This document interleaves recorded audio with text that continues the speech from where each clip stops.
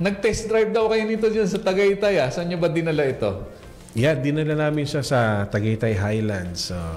Ba, mukhang luxury din ang ano dito. Lifestyle din ba ito? Lifestyle din, okay. yeah. We started driving from the city, from BGC, and then to Tagaytay Highlands. Just a short day trip drive to showcase yung ating MUX. Because we just had launched the 2024 MUX with additional safety features.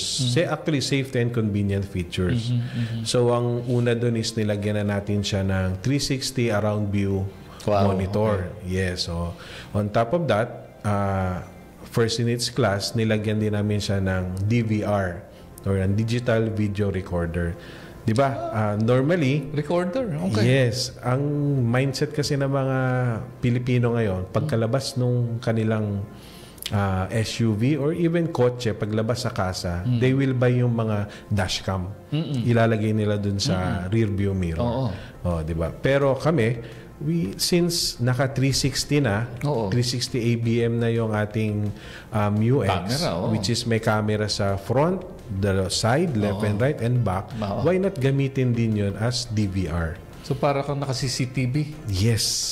May 11 hours of recording siya. 11 hours pa? Yeah. And unlike yung dashcam na yung front lang ang makukunan niya, eto, front and rear. Oo. Tsaka yung dashcam, ilang oras lang ang pwede i-retain doon. Yes. Ito, 11 hours bago mag-overrun. Yes. Ano tawag na? Over-record. Yes, yes. 11 hours continuous to.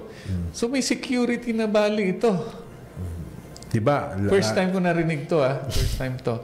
So, para ka nang may, ano tawag doon, data recorder ng eroplano o ng barko, no?